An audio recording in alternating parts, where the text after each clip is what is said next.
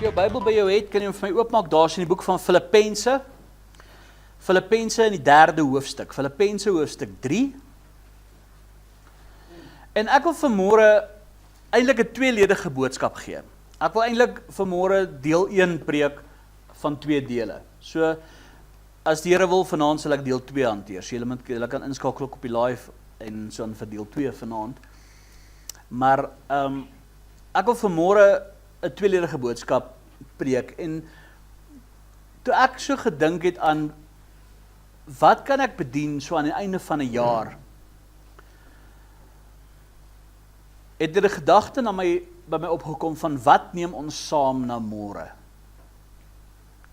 Wat neem ons saam na môre? En daar 2, dis hoekom ek genoem het, dis 'n tweeledige boodskap, want een is 'n slegte en een is 'n goeie. En ek wil vanmôre, wil ek bietjie eers gaan fokus op die eerste gedeelte oor dinge wat ons gaan saamneem wat nie so goed is nie. En wat elkeen van ons moet aandag aan gee, anders kan dit ons toekoms radikaal beïnvloed. Maar kom ons lees daar so saam Filippense. Filippense hoofstuk 3 vanaf vers 7 tot en met vers 14. Maar wat vir my wins was, dit het ek om Christus wil skade geag. Ja, waarlik, ek ag ook alles skade om die uitnemendheid van die kennis van Christus Jesus by Here, ter wille van wie ek alles prys gegee het en as drek beskou om Christus as wins te verkry.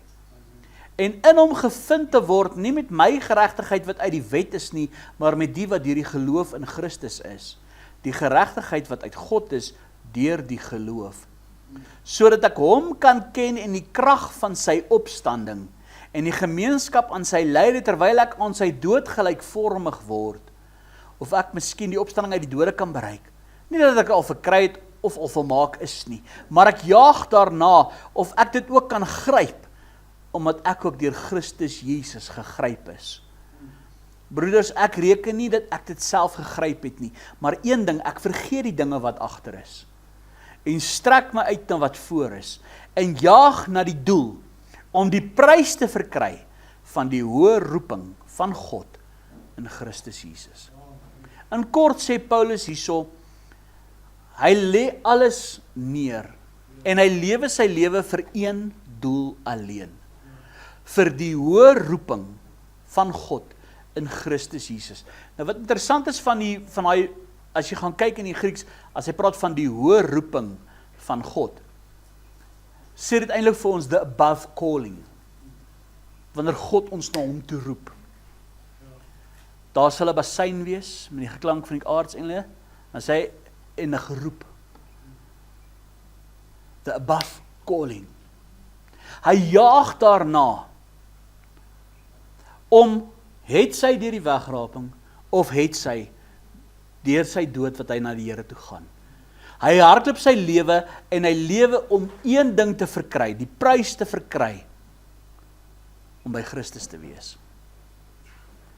Nou, om eerlik met ons te wees, ons almal beweeg vorentoe in tyd.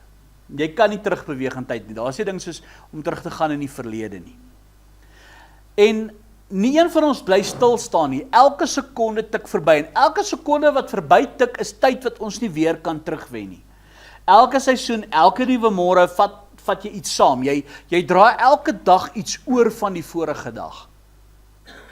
En baie male is dit nie net fisiese dinge wat jy oordra nie, maar meeste van die kere is dit innerlike bagasie wat jy saam met jou dra. Dit is jou gedagtes en oortuigings en seer van die verlede en hoop en geloof en al daai dinge wat jy saam met jou kan dra na die toekoms toe. En as ons so op die einde van die jaar gaan staan, dan vra ek hierdie vraag, wat neem ons saam na môre? Jy sien, Paulus sê een ding, hy sê, ek lê alles neer, ek het alles as drek beskou. Ek los alles agter. En ek hardloop, ek strek my uit. Gaan weer hy gedeelte vir julle lees. Hy sê, wat vir my wins was, dit het ek om Christus wil skade geag. Jy sê, dit wat hy gedink het vir hom wins gee, En dit het hy gedink het vir hom voordelig was. Het hy besef, maar luister hierso, dit gaan my terughou en weghou van die Here af. Hy sê, ja, waarlik ek ag ook alles skade om die uitnemendheid van die kennis van Christus Jesus, my Here, ter wille van wie ek alles prys gegee het, en as drek beskou om Christus as wins te verkry. Hy sê, ek beskou alles in hierdie lewe as drek, net om Christus Jesus as wins te verkry. Dit is 'n groot ding om te sê daai. Hy sê, en in hom gevind te word, nie met my geregtigheid wat uit die wet is nie, maar die wat deur die geloof in Christus is. Hy sê dit wat Christus aan die kruis gedoen het, nee. Hy sê, sodat ek hom kan ken, en die krag van sy opstanding, en die gemeenskap aan sy lyding, terwyl ek aan sy dood gelykvormig word, terwyl ek meer en meer soos hy word, of ek miskien die opstanding uit die dode kan bereik. Die sê, dis wat hy praat, the above calling. Nie dat ek al verkry het of al volmaak is nie, maar ek jaag daarna, of ek dit ook kan gryp. Hy sê, ek hardloop daarna, ek wil dit met alles in my hê, ek wil dit gryp, ek wil dit met alles in my hê, omdat ek ook deur Christus Jesus gegryp is. Jesus het niks van my teruggehou nie. Aan sy broeders, ek reken nie dat ek het self gegryp het nie, maar een ding, ek vergeet die dinge wat agter is, en strek my uit na wat voor is, en jaag na die doel om die prys te verkry van die hoë roeping van God in Christus Jesus. En my vraag vanmôre is, wat neem jy saam na môre? En ek wil vanmôre in die eerste gedeelte 'n bietjie gaan kyk na negatiewe dinge wat mense saamvat. Maar baie mense bid vir 'n nuwe begin. Hulle bid vir 'n nuwe begin, hulle bid vir iets nuuts. Maar hulle neem baie ou dinge saam met hulle. In hulle lewe verander 'n datum, dit verander van seisoen, maar nie van hart nie. Hulle vra iets nuuts. Vra, Here, maak iets nuuts, doen iets nuuts in my lewe. Maar hulle leef nog steeds in die ou patrone. Op die einde van die dag gaan jy maar net weer die ou dinge hê. 2 Korintiërs 5 vers 17, hoor dit sê die woord van die Here hier vir ons. 2 Korintiërs 5 vers 17. Daarom as iemand in Christus is hy 'n nuwe skepsel. Die ou dinge het verbygegaan. Kyk, dit het alles nuut geword. Jy sien, dit is die probleem van mense, hulle kan nie die ou dinge laat verbygaan nie. Hulle wil nie net die nuwe dinge hê nie, hulle wil nog steeds vashou uit die ou dinge. Hulle wil uit die ou dinge nuwe dinge hê. Jy kan dit nie so kry nie. Jy's 'n nuwe skepsel as jy in Christus is. Jy sien, jy's nie in Christus, maar jy kan nog steeds kies om in die ou dinge te lewe. Christus het jou nuut gemaak. Hy het vir jou 'n nuwe toekoms.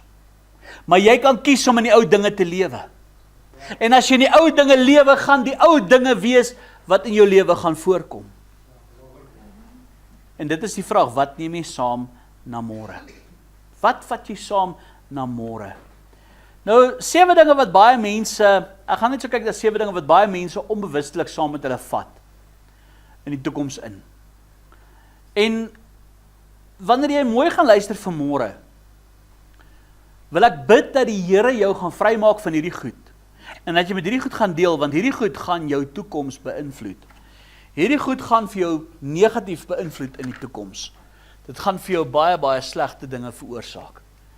Jy gaan nooit in die vryheid van Christus leef, as jy nog steeds vashou aan hierdie ou dinge nie. Die eerste ding waar ek vanmôre wil praat, wat jy saam met jou kom vat na môre toe, is onverwerkte seer en verliese. Onverwerkte seer en verliese. Nou kyk, nie alle seer wat 'n mens beleef het, seer kry is vanuit sonde nie. Partykeer is daai seer net bloot van deel van die lewe, want kom ons wees nou maar eerlik. Die lewe is skuld jou niks. Die lewe is nie regverdig nie, die lewe is nie maanskyn en rose nie, die lewe vra nie. En partykeer maak die lewe maar seer, en dit is nie noodwendig deur jou eie toedoen nie. Maar wanneer daai seer nooit na die Here toe gevat word, en daarmee gedeel word nie,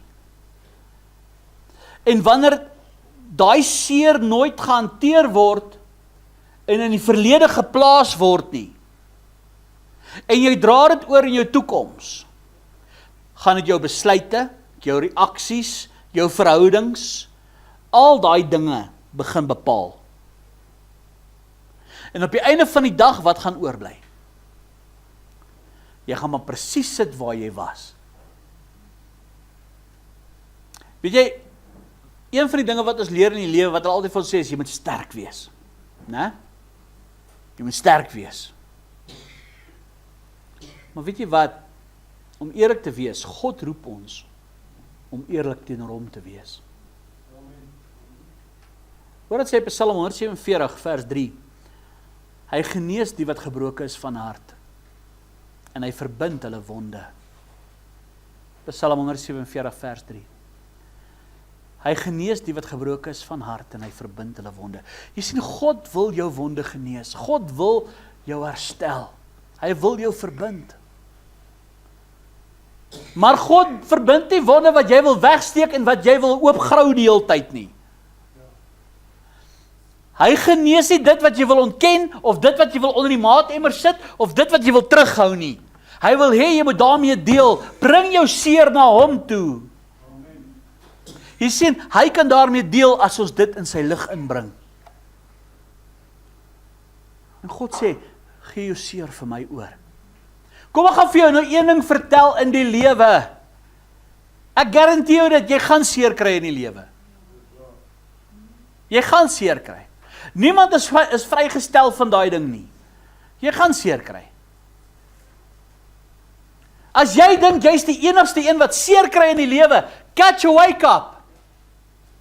Kyk na om jou, jy gaan sien daar's mense wat daar groter seer het. Maar die probleem is, wanneer jy nie meer daai seer deel nie. Jy wil dit saam met jou dra, jy wil dit nie laat gaan nie. Dit word naderhand 'n wrok in jou. En dit beïnvloed jou toekoms. Dit maak jou verbitterd. Dit maak jou hard. Dit maak jou naderhand liefdeloos. Maak jou koud. Hoe kan jou toekoms verander, en hoekom God jou toekoms verander, as jy nie wil laat gaan van die verlede nie? Guess what? Jy het seer gekry. Sorry om jou babbel te bars. Daar gaan nog baie seer kom in die toekoms. As jy nie nou eers met hierdie seer kan deel nie, hoe gaan jy daarmee deel in die toekoms? Jy sien, hierdie is stepping stones, waar die Here vir jou sê, gee dit vir my, ek sal jou sterk maak, ek sal jou krag gee, ek sal jou optel. As jy jou krag kan vind in die Here, dis wanneer jou toekoms kan verander. Maar wat doen ons? Ons hou daai seer, want ons wil dit nie laat gaan nie. Weet jy, party mense floreer op seer kry. Party mense rarig floreer op seer kry. Hulle al wat hulle in hulle lewe wil hê, is seer.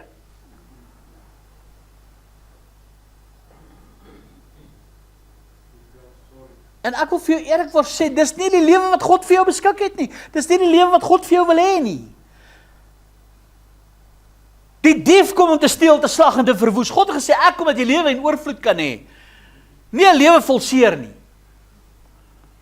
Jy gaan seer kry in die lewe, dis so. Maar God sê jy die krag gee om daarmee te deel. Maar weet jy wat? Waar gaan jy daai seer oorkom? In jou binnekamer, by die Here. Geen mens kan jou vrymaak van seer nie. Geen mens kan daai seer wegvat nie. Geen mens kan daai seer genees nie. Maar God kan. Weet jy wat, kan ek vir jou 'n ding vertel in die lewe? Ek het een tyd, was ek besig om 'n kar se engine te doen en die het val, en hy sny amper my pinkie vinger af. Daar is die letsel nou nog. Was hy bloed en alles, en was vrek seer geweest, my vinger is amper af. Vir 2-3 jaar daarna kon ek eers nie die vinger vat nie.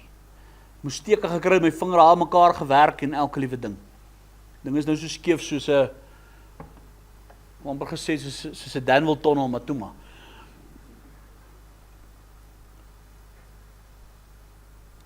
Weet jy, na mettertyd het die pyn begin weggaan.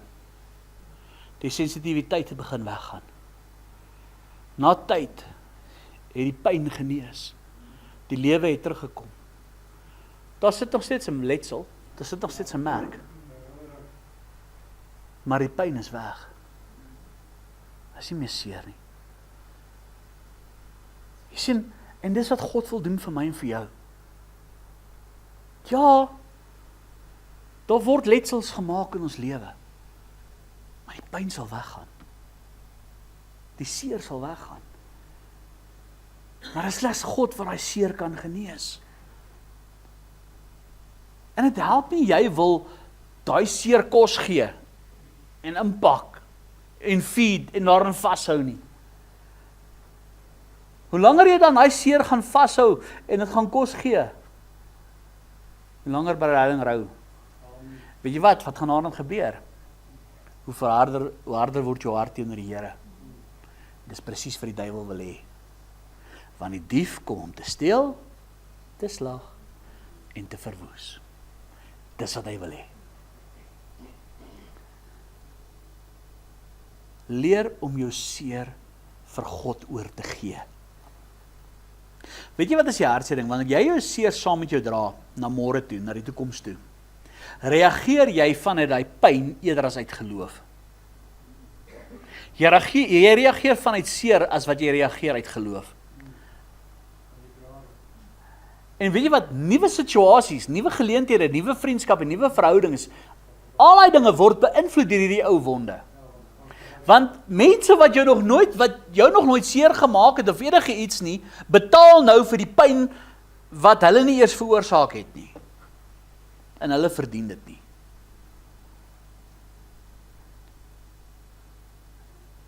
Let it go.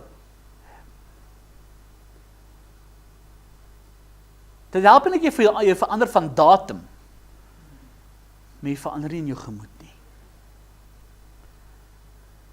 Wanneer jy kies om daai seer vir die Here te gee,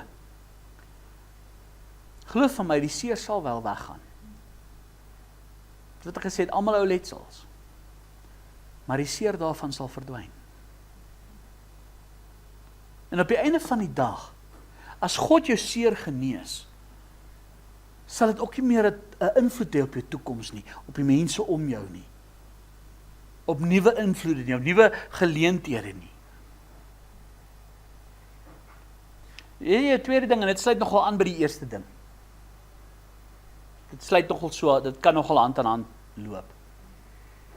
'n Tweede ding wat ons baie male onbewustelik saam met ons dra in die toekoms in, is 'n slagoffermentaliteit. Ek wil eintlik sê 'n victim mentality.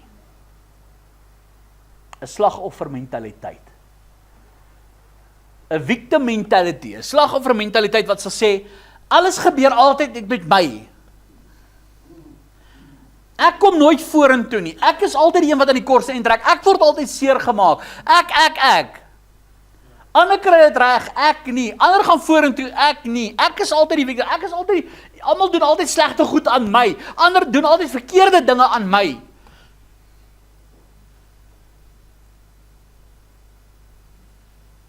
Elke keer, wat het ek nou gedoen alweer? Nou sal alweer slegte goed wat aan my gedoen word. Weet jy, dit klink baie nederig partymal, né? Maar ek wil eintlik vir jou sê, dit steel eintlik jou geloof en jou hoop. Weet jy, wanneer jy jouself net sien as iemand met wie dinge net gebeur, wat gebeur eintlik? Jy vergeet eintlik dat Jesus jou losgekoop het van die vloek. Want dis wat 'n victim mentaliteit is. 'n Victim mentaliteit, dat alles gebeur altyd wat sleg is met my. Alle negatiewe goed gebeur net met my. Almal doen altyd net slegte goed aan my. Ek doen nooit sleg aan niemand nie. Dis gewoonlik hulle mentaliteit ook. Iemand met 'n victim mentaliteit het ook gewoonlik daai mentaliteit. Hulle is ook nooit verkeerd nie.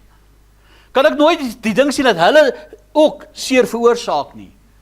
Kan ek nooit sien dalk as hulle is ook blind vir die feit dat hulle maar self die pyn veroorsaak wat hulle beleef.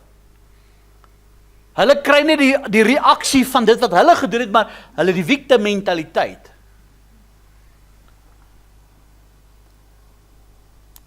En jy kan nie eintlik sien dat jou eie dade bygedra het tot jou eie pyn nie. Jy word blind vir jou eie foute wat jou eie seer kry veroorsaak.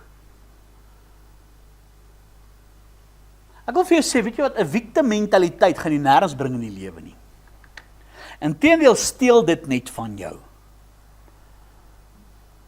Weet jy wat sê die woord van die Here vir ons? Romeine 8, vers 37 tot vers 39. Hoor mooi wat sê die Here. Romeine 8 vers 37 tot 39. Hoor wat sê die woord van die Here. Maar in al die dinge is ons meer as oorwinnaars deur hom wat ons lief gehad het.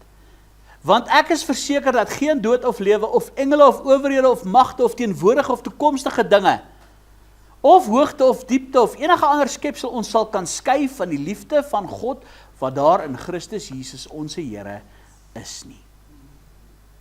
En wanneer jy jouself die hele tyd net sien as iemand met wie dinge net gebeur, vergeet jy eintlik dat Jesus jou losgekoop het. Jy sit Jesus eintlik eenkant. As jy daai mentaliteit het, sit jy hom eintlik heeltemal eenkant. Jy gee hom eintlik 'n klap in sy gesig. Want jy is nie 'n victim nie. Jy is nie 'n victim nie. Jy is 'n geseënde van die Here. Hy het jou losgekoop van die vloek. Jy maak vir jouself 'n victim mentaliteit. En as jy hierdie denke, hierdie mentaliteit saamvat in die toekoms in, glo jy vir my, jy gaan min verwagting hê van die toekoms. Jy gaan baie min oorwinnings hê in die toekoms. Jy gaan baie bid en min waag. Jy gaan so 'n lange gebedslys hê, maar daar gaan geen resultaat op wees nie. Hoekom? Want jy leef nie in geloof nie. Jy leef in jou eie victim mentaliteit. Jou lewe word al kleiner, jou lewensspasie om jou word al kleiner. Al het God jou geroep tot meer, al het God jou geroep vir hoër dinge, al het God jou geroep om uit jou comfort zone te beweeg, al het hy gesê ek het vir jou groter dinge in beplan, wat gebeur met jou? Jy gaan bly soos 'n klein snaartjie daar in 'n hok. En jy bou vir jou eie wêreldjie in jou kop. Vanmôre praat ek reguit, want weet jy wat? Dis die vyand wat vir jou in gebondenheid wil hou. En jy kan vir my kwaad raak oor wat ek sê, jy kan jou wip, jy kan jou stoel vat, nee, moenie jou stoel vat en loop, jy los in jou stoel, jy kan loop. Maar die beginsel is net, jy kan jou wip vir my vanmôre. Jy sal die waarheid ken en die waarheid sal jou vry maak. Dis tyd dat ons hierdie goed begin aanspreek. Want ek sien hoe die duiwel mense se lewens verwoes, deur seer wat hulle terughou, wat hulle vir hulle self opbou en 'n victim mentaliteit. En dit ontneem hulle van die toekoms wat God vir hulle beplan het. En op die einde van die dag word hulle lewens verwoes en weggegooi deur hulle self, deur die vyand wat vir hulle iets in die kop ingeprent het, wat God nie gesê het nie. Wat het Jesus gesê? Hy wat die seun vrymaak, sal waarlik vry wees. Hy het gesê, ek het jou geroep as 'n koninklike priester. Ek het jou geroep. Gaan dan heen, gaan maak disippels. Hy het nie vir jou gesê, gaan sit in 'n hoekie en kry jouself jammer nie. Jy sien, as jy hierdie denke saamvat na môre, jy gaan baie min verwagting hê vir die toekoms. Jy gaan baie verwagting sê, jy gaan hopes, dreams en schemes hê, maar daar gaan niks van kom nie. Jy gaan niks daaromtrent doen nie. Hoekom nie? Want jy's altyd die victim. As dinge skeefloop, is jy altyd die victim. Jy kan nooit verantwoordelikheid neem nie. Jy's altyd die victim. Jy's altyd die slagoffer.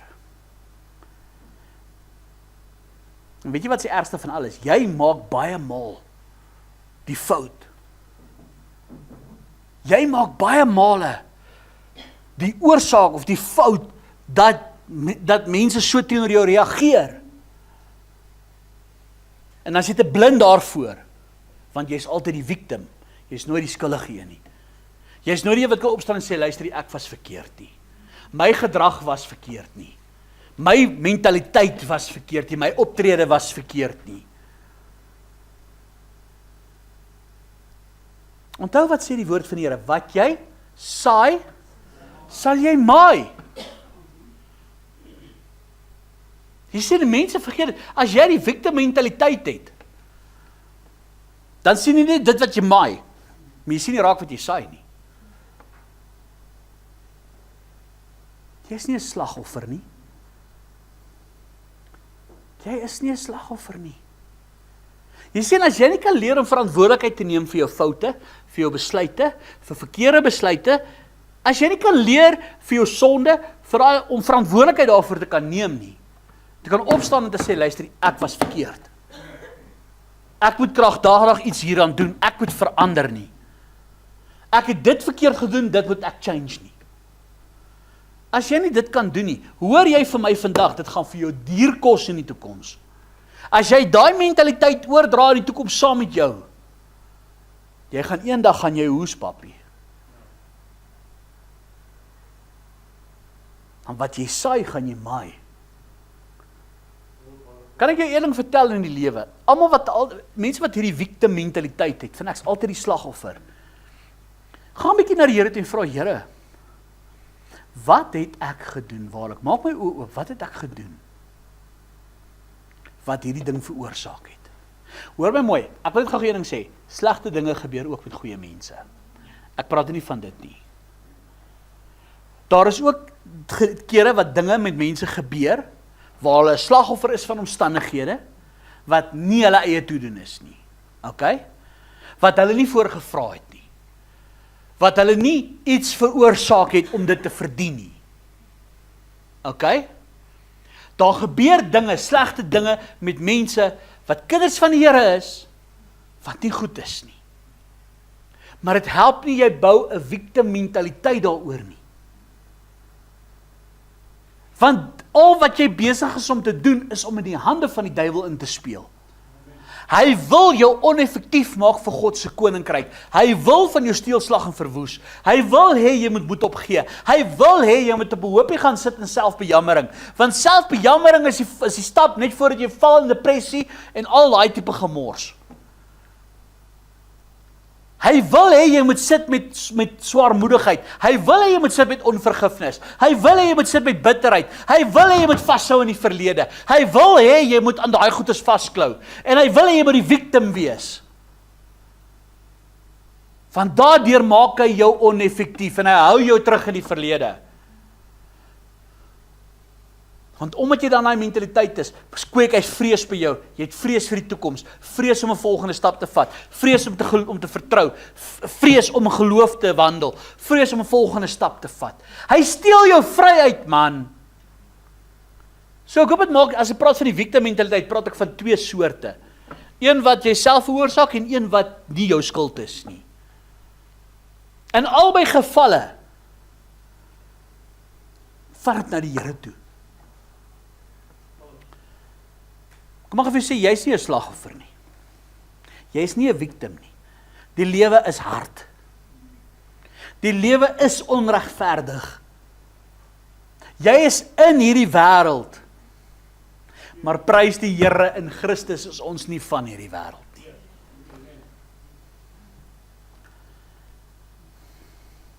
Alhoewel ek en jy in hierdie wêreld is, in Jesus is ons nie van hierdie wêreld nie. En alhoewel hierdie slegte dinge ons tref, dis 'n toedoen van die lewe, dis 'n toedoen van hierdie, want onthou net wat hierdie wêreld waarin ons tans leef. In wie se hande is dit? Dis in die duiwel se hande. Satan is die koning en is die regerder van die wêreld op die huidige oomblik, totdat Jesus gaan kom. Jy sien, dit is waarom dit so belangrik is dat Jesus weer terugkom. Want hy moet sy koningskap op hierdie aarde kom vestig. Dan is ons losgekoop van daai goed. En dis wat hy van jou wil steel. Hy wil God se koninkryk van jou steel. Hy wil God se heerskappy van jou steel. Hy wil God se seën van jou steel. Hy wil dit wat God vir jou toebedeel het, wil hy van jou steel. Johannes 17.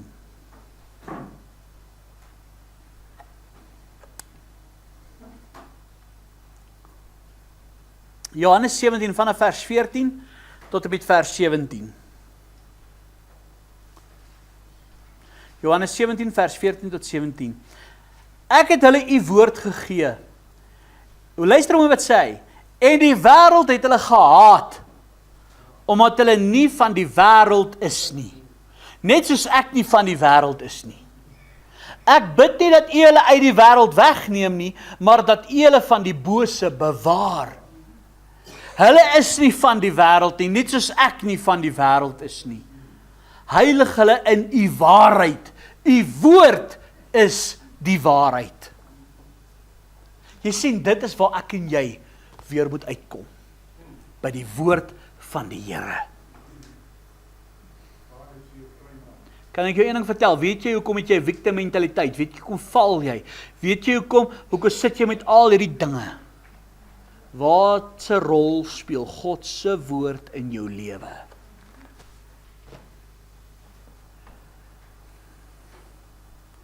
Op die einde van die dag gaan jou lewe uit mekaar uitval, want hoekom jy die wêreld meer lief?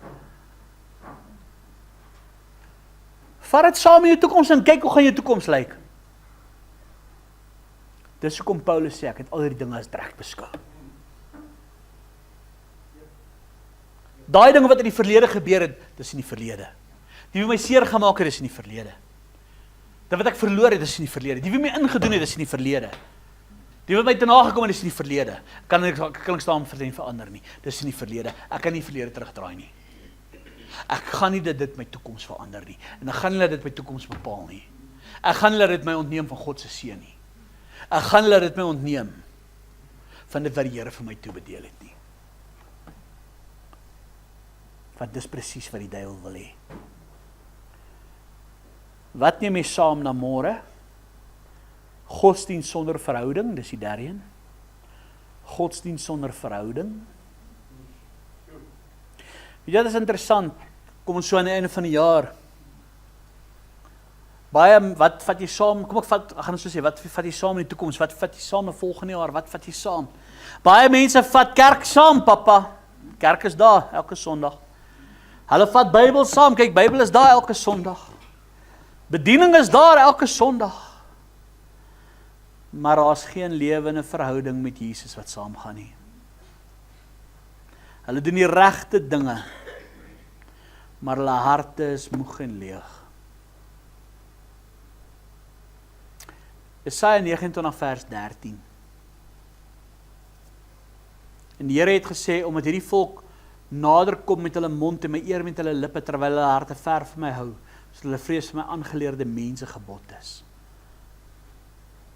Sê in die woord, julle nader my met die lippe, maar julle hart is ver van my. Weet jy dat God vra nie net jou aktiwiteit nie, hy vra nie net jou godsdienst nie, hy vra nie net jou teenwoordigheid nie, hy vra nie net jou bywoning nie, hy vra nie net jou redelike godsdienst, jou plig nie, hy vra nie net die algemene nie, God vra jou hart. Hy vra jou hart.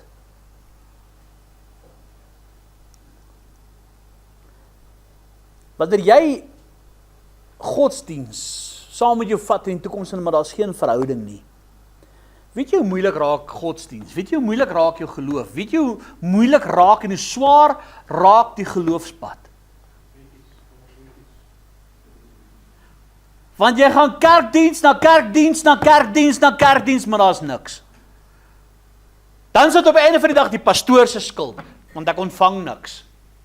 Dis die kerk se skuld, want ek ontvang niks. Dis die sang se skuld, dan ek ontvang niks.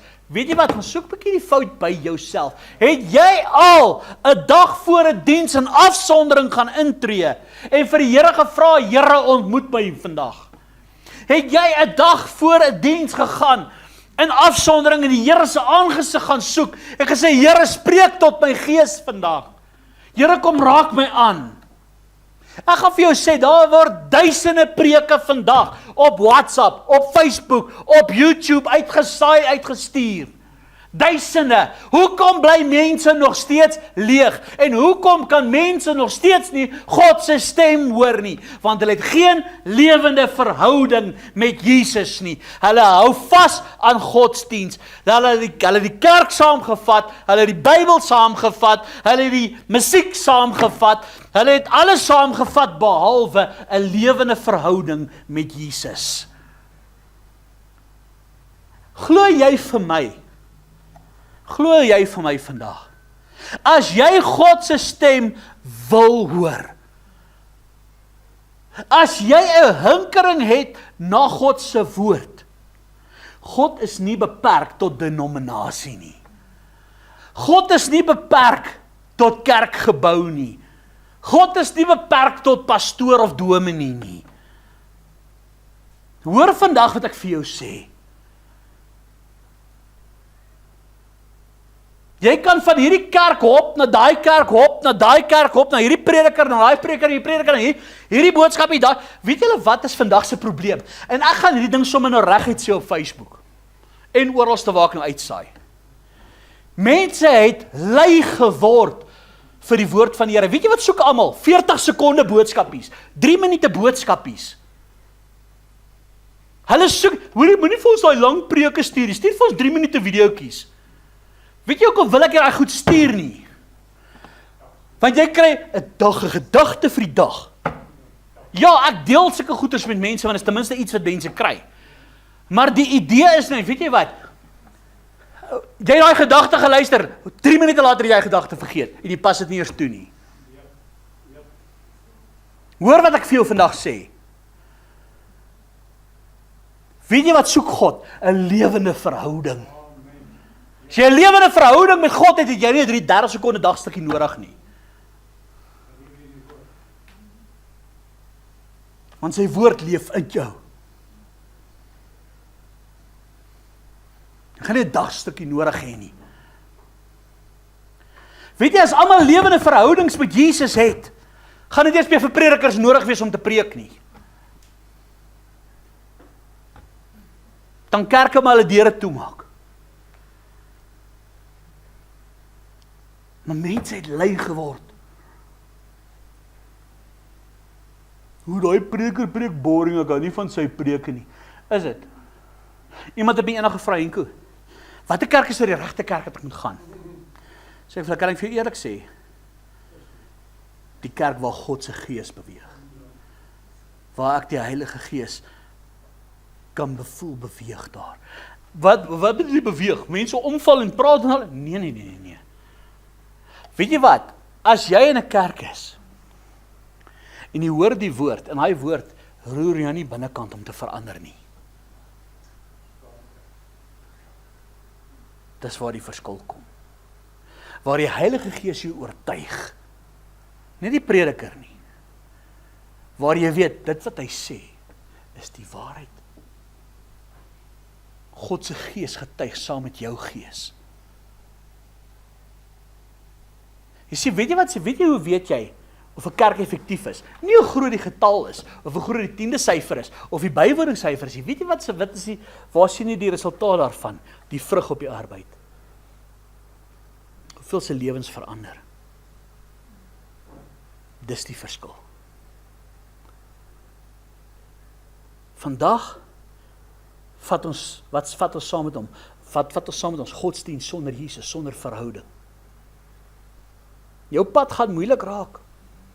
En jy gaan baie maklik geestelik in verval wees.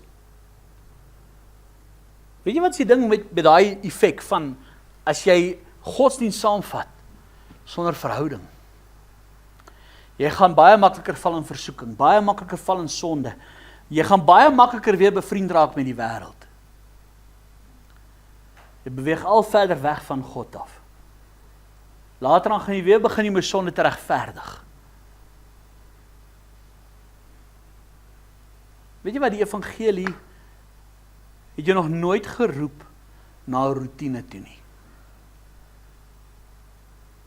Die evangelie het jou geroep na intimiteit toe.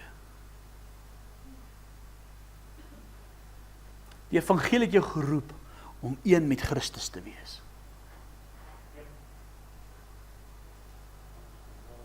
Daarom, as jy bid, gaan in julle binnekamer, gaan sluit die deur, bid julle Vader wat in die verborgene sien. En julle Vader wat in die verborgene sien, sal julle in die openbaar vergelde.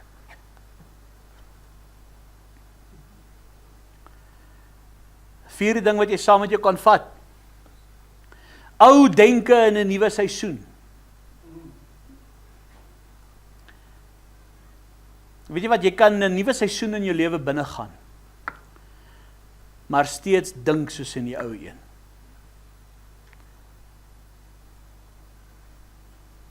Jy kan nog steeds die gedagtes hê van vrees, negativiteit, negatiewe verwagtings, selftwyfel, selfverwyd. Al die negatiewe goed. Jou denke bepaal jou toekoms. Jou denke bepaal jou rigting. Weet jy wat is, die Bybel is vir my so die waarheid. Weet jy, al maak God vir jou nuwe deure oop, al gee God vir jou nuwe geleenthede, as jou mentaliteit nog steeds en jou denkwyse nog steeds dieselfde is as die ou wyse, al maak God nuwe deure oop, gaan dit nog steeds nie deurgaan nie. Gaan dit nog steeds nie suksesvol wees nie. Gaan jy nog steeds nie die vrug op die arbeid sien nie. Hoekom nie? Want jou mentaliteit is nog steeds verkeerd. Jou denkwyse is nog steeds verkeerd. Weet jy wat is interessant wat sê die Bybel en julle moet hierdie gelees in Spreuke 23 vers 7. Spreuke 23 vers 7, hy sê, want soos hy in sy siel bereken, so is hy. Dit wat jy dink, dis wie jy is. Kyk, die Bybel het 'n antwoord vir enige ding. Net wat jy dink, dis wie jy is. En dit is hoekom die Here vir ons skryf in sy woord, in Romeine 12, daar in vers 2, dan sê hy vir ons daarso, word nie aan hierdie wêreld gelykvormig nie, maar word verander deur die vernuwing van julle gemoed, sodat julle kan beproef wat die goeie en welgevallige en volmaakte wil van God is. Word nie aan hierdie wêreld gelykvormig nie. Change your mind. Moenie dink soos wat die wêreld dink nie. Moenie optree soos die wêreld optree, moenie redeneer soos die wêreld redeneer nie. Word verander deur die vernuwing van julle gemoed. Wat sê hy? Get a change of heart, get a change of mind. Verander jou gedagtes. Bedink die dinge wat daarbo is, nie die dinge wat hieronder is nie. If you have heavenly, ek kan vir jou sê, as jy heavenly gedagtes het, wat gaan die resultate wees?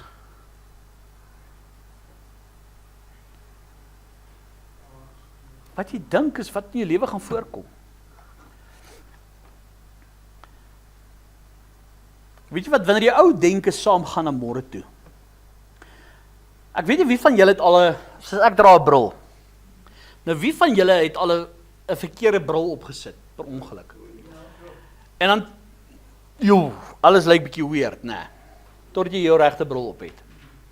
Of as jy twee brille het wat dieselfde is, maar die een is 'n ouer bril as 'n ander een of whatever, en jy is gewoonlik nie wie jy sit die ou bril weer op. Trek alles is uit fokus uit en goeters. Dis presies wat gebeur wanneer jy ou denke saamvat na môre toe. Dis soos wat jy as wanneer jy 'n ander bril opsit.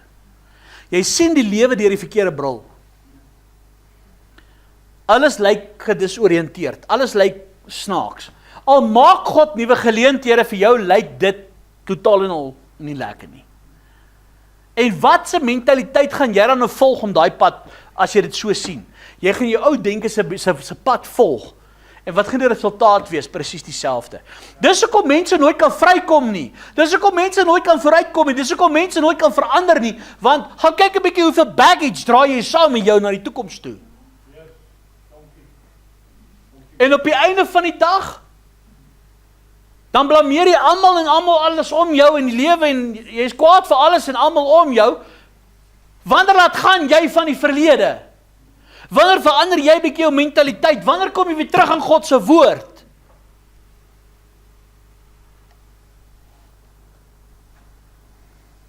Weet jy wat, as jou ou denke saam met jou gaan 'n nuwe geleentheid vir jou eintlik 'n bedreiging wees. En 'n seëning word eintlik 'n bron van vrees. Want jy gaan nie kan sien wat God vir jou bepaal het nie. Die Bybel sê vir ons, ek weet wat 'n planne ek kan gaan die hele koester. Nuwe geleenthede gaan jy sien as 'n bedreiging. Jy gaan seëninge sien as 'n bron van vrees. Jy gaan nie sien dat dit 'n geleentheid is nie. Jy gaan nie God se hand daarin kan sien nie. Wat is nog 'n ding wat ons kan saamneem in die toekoms? Wat ons toekoms radikaal kan verander? Uitgestelde gehoorsaamheid. En hierso is ek dink ons almal aanskuldig.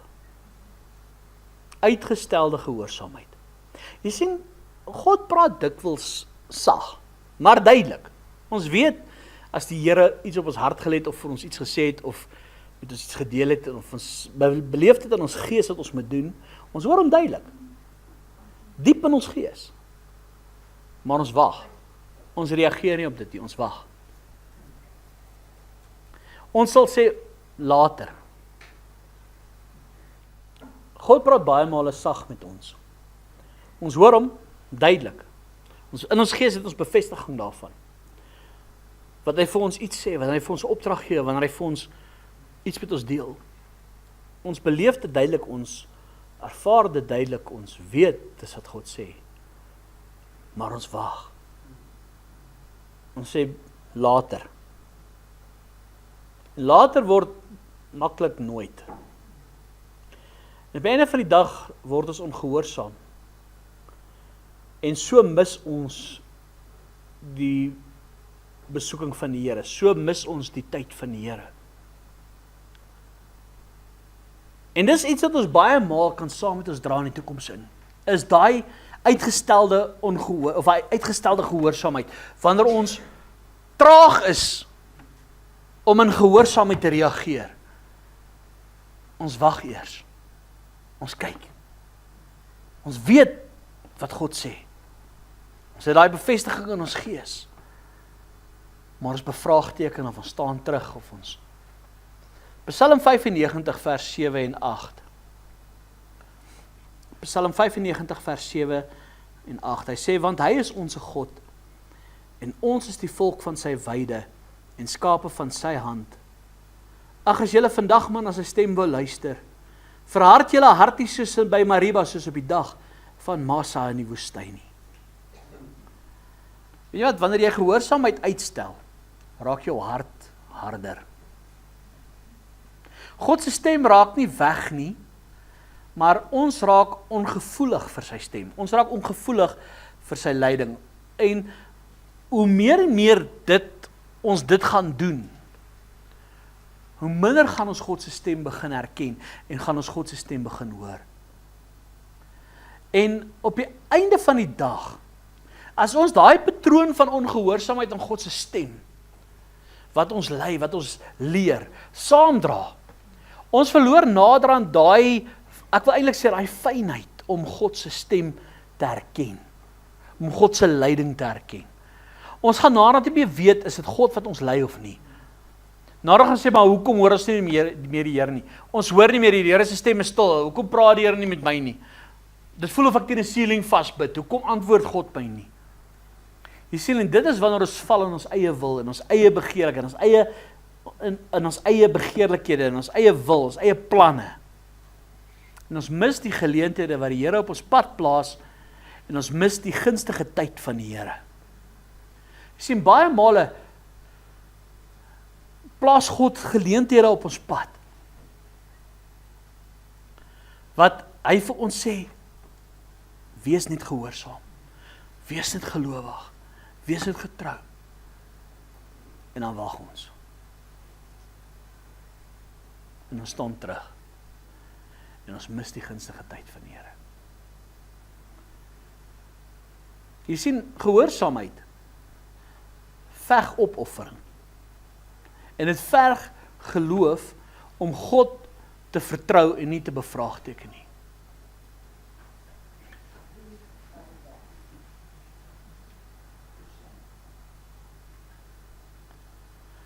Romeine 6 vers 16 sê, weet julle dan nie, aan wie julle self as diensknegte tot beskikking stel om hom gehoorsaam te wees.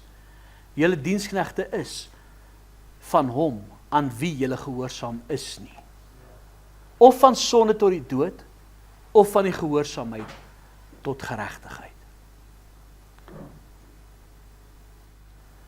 Weet julle nie, dat aan wie julle julleself as diensknegte tot beskikking stel om hom gehoorsaam te wees, julle diensknegte is van hom aan wie julle gehoorsaam is nie, of van sonde tot die dood, of van die gehoorsaamheid tot geregtigheid.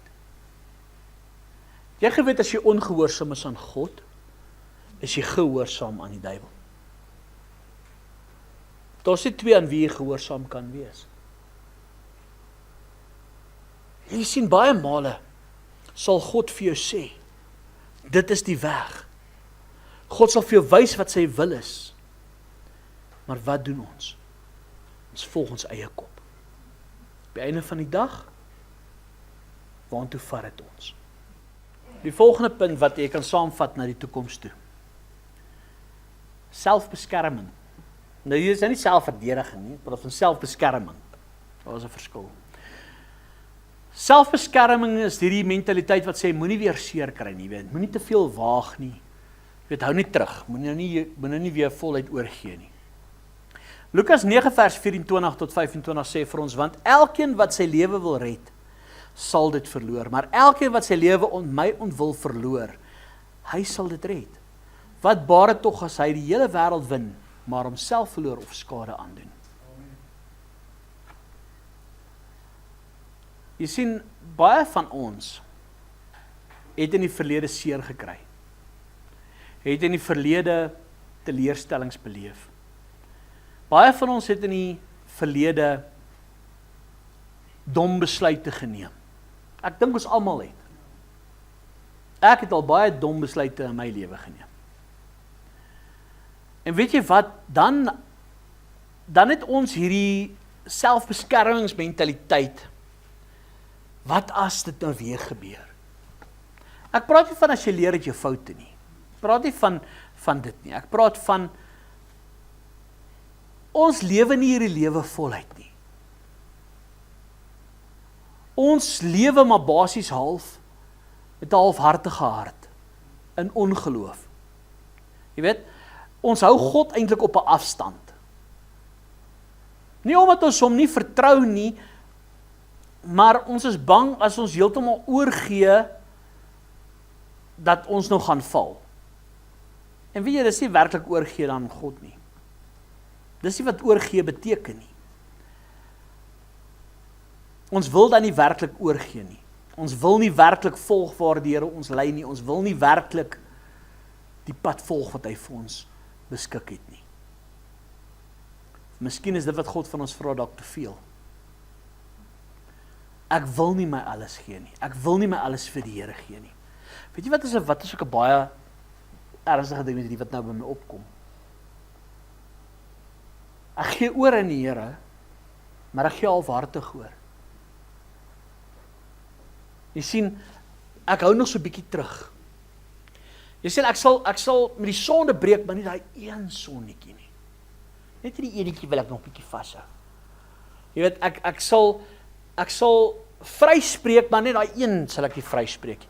Ek sal vergewe, maar daai een ding, ek gaan nou nog so 'n bietjie vashou. Weet jy want daai selfbeskerming mentaliteit wat jy het, gaan jou op die einde van die dag kos, want daai ding gaan begin eskaleer, en jy gaan naderhand heeltemal in ongeloof wandel.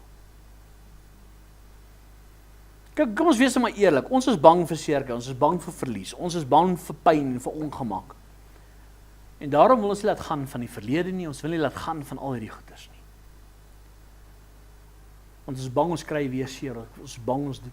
En op die einde van die dag, weet julle hoeveel verhoudings lei daaronder? Weet julle hoeveel mense se toekoms lei daaronder? As jy jou lewe vir Jesus gee, as jy jou lewe aan die Here oorgee, wat beteken dit? Here, Ek los die dinge wat agter is agter. Die seerkry, die verlies, die pyn, die verdriet, dit wat in my gebeur het, my dom besluite, my foute wat ek gemaak het. Ek los dit agter. Here, ek vertrou u leiding. Ek vertrou u woord. Where you lead, I will follow. Want dit gaan nie meer oor my nie, Here, dit gaan oor u. Dit gaan nie meer oor my wil en my begeerte nie. Dit gaan nie meer oor dit wat ek wil bereik nie. Dit gaan oor u koninkryk.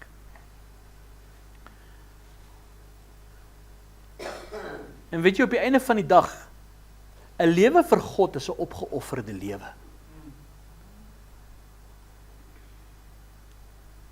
Ek wil eintlik vir jou vra, waarvoor leef jy? As ek vir jou eerlik moet vra, as die Here vandag hier voor jou moet staan, en hy vir jou die vraag moet vra, leef jy werklik vir my? Wat gaan jou antwoord wees? Kom ons wees eerlik, jy moet nie jou hand opsteek, want anders kinder almal weer van jou. Maar wie gaan met 'n eerlike oop gemoed kan sê, ja Here, my lewe is u? Imagine yourself, Jesus stap nou in hierdie kerk in. En hy staan hier voor en hy sê, leef jy werklik vir my? Imagine yourself, hy roep jou soos die disippels daar buite en hy sê vir hulle, laat staan julle goed, kom en volg my.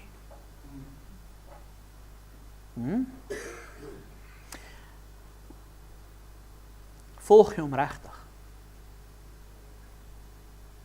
Kan ek julle iets vertel? Waar is Jesus nou? Hy is in die hemel. Waar is die Heilige Gees nou? Waar is God nou?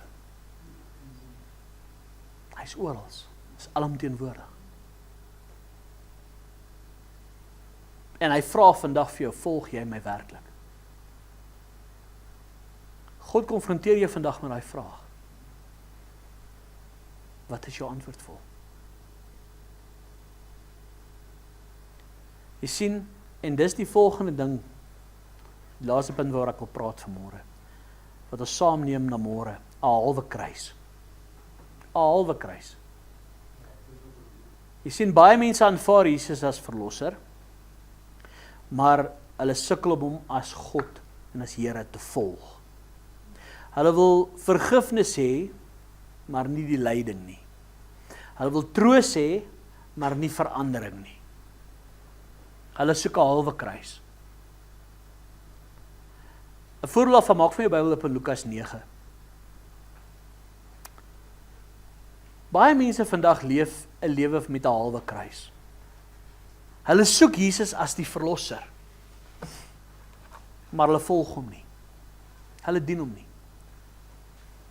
Hulle soek sy vergifnis, maar hulle wil nie nadat hulle sy vergifnis ontvang het, sy lyding hê nie.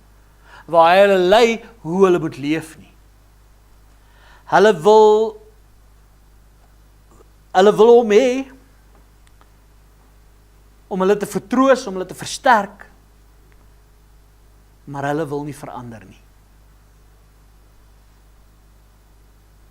Lukas 9 vers 57 tot met vers 62. Terwyl hulle op reis was, sê iemand op die pad vir hom, Here, ek sal u volg waar u ook mag gaan. Dit klink soos baie Christene vandag. Toe sê Jesus vir hom, die jakkals het gate en die voëls van die hemel het neste, maar die seun van die mens het geen plek waar hy sy hoof kan neerlê nie. En hy sê aan 'n ander een, volg my, maar hy antwoord, Here, laat my toe om eers my vader te gaan begrawe. En Jesus sê vir hom, laat die dooies hulle eie dooies begrawe, maar gaan jy en verkondig die koninkryk van God. En 'n ander een het ook gesê, Here, ek sal u volg, maar laat my eers toe om afskeid te neem van die wat in my huis is. En Jesus antwoord hom, niemand wat sy hand aan die ploeg slaan en agter te kyk, is geskik vir die koninkryk van God nie. Lukas 6 vers 46, wat noem julle my Here, Here? En julle doen nie wat ek sê nie. Jy sien, wanneer jy 'n halwe kruis saamneem na môre toe, leef jy verdeeld. En God doen nie 'n halwe werk nie. As die Here in jou lewe gekom het, As jy Jesus as jou verlosser aangeneem het, kan jy nie verder wil leef, praat, doen, dink, reageer, redeneer, optree, soos wat jy was nie. Want dis juist, hy maak die ou dinge niet, hy maak die ou mens niet. Dis hoekom hy sê in Romeine 12 vers 1, ek vermaan julle dan broeders by die ontferming van God, dat julle julle liggame stel as 'n lewende heilige aan God, 'n welgevallige offer. Dit is julle redelike godsdiens. Dis die minste wat jy kan doen. As jy nie eens dit kan doen nie, hoekom wil jy Jesus jou Here noem? As jy nie eens vir hom kan leef nie, hoekom wil jy hom dan jou verlosser noem? As jy halfpad vir Jesus leef, is jy in elk geval heeltemal op pad hel toe. Hoor wat ek vandag vir jou sê, daar is nie ding van one saved, always saved nie. Jy het eendag 'n gebedjie opgesê, en vir jy is gedoop, en nou is jy op pad hemel toe nie. Dis nie hoe dit werk nie. Waar lê jou geloof? Waar lê jou vertroue? Jy kan nie Jesus dien in dieselfde ou mens bly nie. Die Heilige Gees vernuwe jou gedagtes, jou verstand, jou optrede. Jy kan nie in die ou dinge vas bly staan nie. Jy moet vir jouself die vraag vandag afvra, wat is Jesus vir jou werd? Wat is hy vir jou werd? Weet julle, as julle daai preek van my geluister het gedoen het oor die prys van 'n slaaf. Vir baie mense is hy 30 stukke silwer. Die prys van 'n slaaf. Vir ander is hy jou hele lewe werd. As jy vanaf vir my sê hy is jou hele lewe werd, dan wil ek vir jou sê, dan is jy jou hele lewe aan hom verskuldig.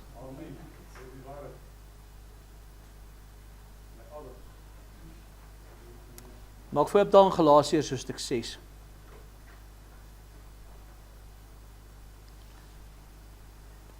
Wat neem jy saam na môre? Dit wat jy gaan saamvat, is wat ook in jou lewe gaan voorkom.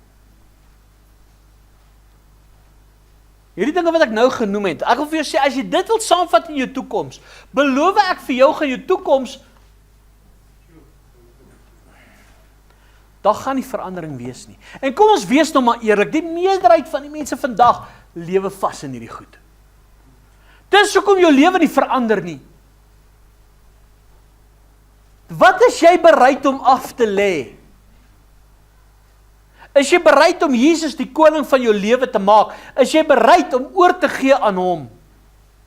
Galasiërs 6 vers 7 tot 9 sê vir ons die volgende, moenie dwaal nie, God laat hom nie bespot nie. Want net wat die mens saai, dit sal hy ook maai. Hy wat in sy vlees saai, sal uit die vlees verderf maai, maar hy wat in die gees saai, sal uit die gees die ewige lewe maai. Laat ons dan nie moeg word om goed te doen nie, want op die regte tyd sal ons maai, as ons nie verslap nie. Wat is jy bereid om af te lê vir Jesus? Ek gaan vandag so vinnig deur hulle gaan. Onverwerkte seer en verliese, jou slagoffermentaliteit, godsdienst sonder verhouding, ou denke in 'n nuwe seisoen, uitgestelde ongehoorsaamheid, selfbeskerming, 'n halwe kruis. Wat is jy bereid om neer te lê? Nou hoor wat Paulus skryf, ek gaan weer ons skriflesing, ek gaan afsluit met ons skriflesing vanmôre. Hoor wat skryf Paulus, en dan hoor julle wat ek vanmôre vir jou probeer sê, en wat Paulus hier geskryf het. Filippense 3 vers 7 tot 14. Maar wat vir my wins was, jy sien, dit wat vir my wins was, wat ek gedink het, vir my wins was, wat vir my iets beteken het. Dit het ek om Christus wil skade gelei. Ja, waarlik, ek ag ook alle skade om die uitnemendheid van die kennis van Christus Jesus, my Here, ter wille van wie ek alles prys gegee het, en as trek beskou, om Christus as wins te verkry. Jy sien, hy sê hy, ek wil kennis van Christus hê. Hy gaan verder, hy sê, en in hom gevind te word, nie met my geregtigheid wat uit die wet is nie, maar met die wat uit die geloof in Christus is. Die geregtigheid wat uit God is deur die geloof, sodat ek hom kan ken en die krag van sy opstanding en die gemeenskap aan sy lyde terwyl ek aan sy dood gelykvormig raak. Jy sien, ek wil aan Jesus gelykvormig wees. Of ek miskien die opstanding uit die dode kan bereik, nie dat ek dit al verkry het of volmaak is nie, maar ek jaag daarna, of ek dit ook kan gryp, omdat ek ook deur Christus Jesus gegryp is.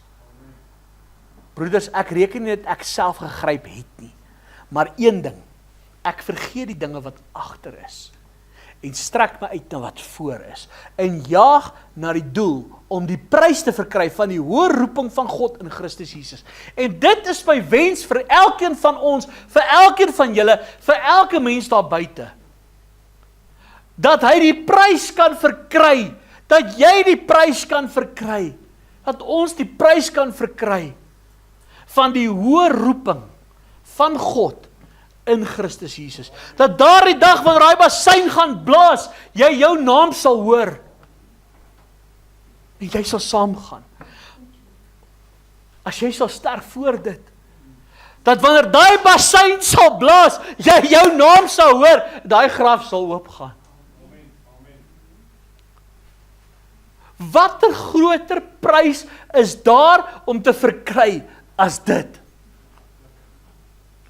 Watter groter prys is daar om te verkry as dit? Weet jy wat ek wil vir jou sê? Ek wil die vraag anders omstel. Wat is jy bereid om in jou lewe te hou om die ewige lewe prys te gee? Wat is jy bereid om in jou lewe te hou om die ewige lewe prys te gee?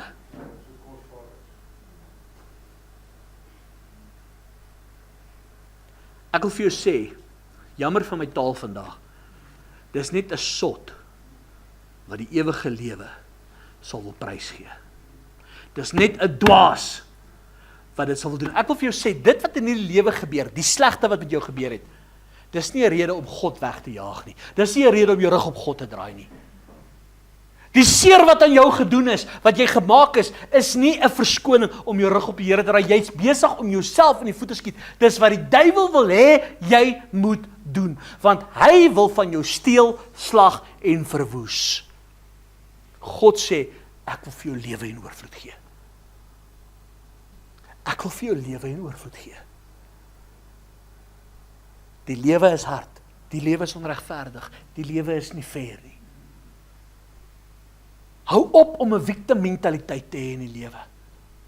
Hou op om ongehoorsaam te wees wanneer God jou roep.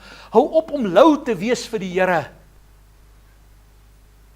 Maak 'n keuse vir hom. Hou op om God halfhartig te dien. Op die einde van die dag gaan dit jou te staan kom. Weet jy wat, op die einde van die dag, daar het al baie keer dat ek voor 'n graf gestaan het, waar ek weet daai mense gesê, as hy maar net meer tyd gehad het. Tyd staan vir niemand stil nie. En ons kan nie tyd terugdraai nie. Dit wat in die verlede gebeur het, het gebeur. Die foute wat jy gemaak het, jy gemaak. Die seer wat in jou gedoen is gedoen. Die onregverdigheid is daar. Dit wat jou te nagekom het, is daar. Ek wil vir jou sê,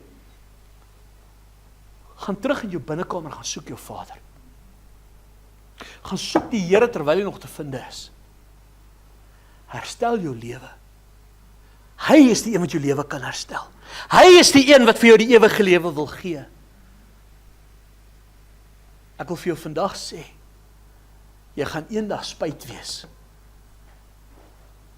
van dit wat jy vandag as wins beskou, gaan jy eendag agterkom as drek. Gaan jou niks baat nie. En al die goed waarvoor jy nou geleef het, wat jy so aan vasgehou het, al die baggage wat jy so saam met jou gedra het, al die seer, al die onvergifnis, al die bitterheid, al die dinge, al die swaar kry, al die pyn, hierdie verlies, weet jy wat, op die einde van die dag, hierdie selfbejammeringsmentaliteit, al die dinge, gaan ek vir jou enig vertel, gaan jy enig oor spyt wees. Jy gaan dit eendag sien, hierdie goed het my die ewige lewe gekos. Want dit het my in rebellie gebring teen God. En is nie God wat my hel te stuur nie, ek het gekies om te gaan. Ek het gekies om my toekoms te vernietig. Ek het gekies om aan daai goed vas te hou. Ek het gekies om verhoudings, om my toekoms te versier. Ek kon my toekoms soveel anders te gehad het. If I only let go. Maar nou hou ek vas aan daai dinge. En wat bring dit jou in die sak?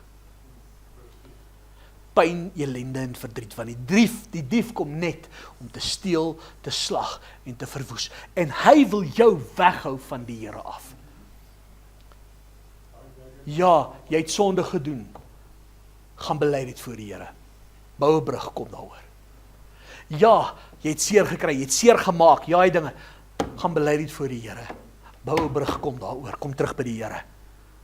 Ja, mense het jou seer gemaak ingedoen. Weet jy wat? Gaan bely dit voor die Here. Gaan gee dit oor aan die Here. Los dit by hom, let it go. Maak vry. Kom terug by die Here. Moenie die baggage van die verlede saam met jou insleep in die toekoms in nie. Hy wie die seun vrygemaak het, sal waarlik vry wees. Jy gaan agterkom as daai baggages los is van jou, wat vryheid beteken. Ek wil vir jou sê, niks in hierdie lewe is die moeite werd om aan vas te hou wat die ewige lewe van jou moet steel nie. Daarom sê Paulus hierso, ek vergeet die dinge wat agter is. Ek strek my uit na wat voor is en ek jaag na die doel om die prys te verkry van die hoë roeping in Christus Jesus. Amen. Kom sluit af. Vader, ek sê vir die baie dankie vanmôre vir hierdie woord. Dankie Here, dat ons net weer vanmôre kon hoor, Here, wat u plan vir die mensdom is. Here, dat u planne vir ons het van voorspoed en nie van teëspoed nie. Here, dat u ons wil dra, Here, dat u vir ons 'n toekoms wil gee wat floreer, Here. Here, dat u in ons toekoms wil wees. Here, dat u nie wil hê ons moet in die verlede wandel nie. En Vader, daarom wil ek kom vanmôre en ek wil vra, Here, dat u tot elkeen se hart sal spreek deur die krag van die Heilige Gees. Here, dat u elkeen vanmôre sal oortuig. Heilige Gees, dat u ook die naprediker sal wees vanmôre. Dat elkeen vanmôre die laste van die verlede sal neerdra, Here, en 'n nuwe jaar sal ingaan. Vandag 'n keuse sal maak, I have decided to follow Jesus, no turning back.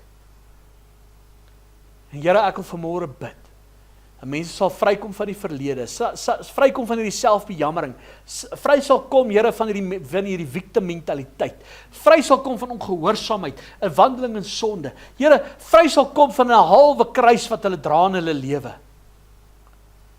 Maar Here, dat hulle voluit sal lewe vir u.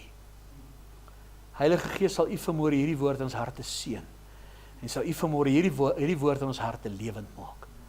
Ek bid dit vanmôre in Jesus se kosbare naam.